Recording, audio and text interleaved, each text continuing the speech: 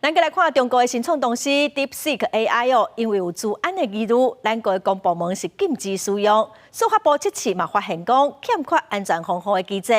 另外，针对最近哦，咱国有病院和骇客入侵哦，治安署长蔡福良嘛表示讲，会协助病院哦来增加安全防护的机制。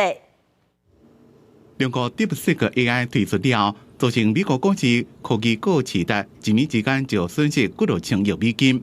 不过，因为有治安的疑虑，为了要防止民间资讯外漏，真侪国家的政府拢禁止官方的装置使用。但司法部治安院第12日也公布 DeepSeek AI 测试的结果，证实伊对付外部攻击的能力无够，而且无形欠缺外加安全防护机制。那单机使用比线上使用更加危险。你拿到自己家里来之后，你就缺少那个保护的机制，即使你直接当用下来用，也是风险是蛮大的啦。他把很多东西简化，包括检查机制就拿掉了。另外，台湾的关键基础设施包括台片3号海底电缆，连续和中国的宽移轮 Q 登记。根据国家安全局统计，最近3年，咱国周边的海底电缆平均每年发生7遍到8遍断缆。其中原因除了品质的问题以外，也个包括中国大陆抽沙和海底电缆造材造成损害。渔船的拖网 Q 登器、大型的货轮伫咧路顶时阵去搞歹去，也个中国宽移轮暗河活动造成的损害。要怎增加海底电缆的韧性？司法部部长黄安南表示，会随时监控。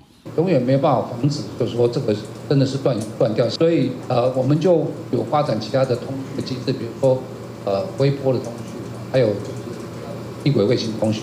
另外，台湾伫最近出现几多件变和共一种力受软体攻击的事件，通讲伺服器拢受到影响。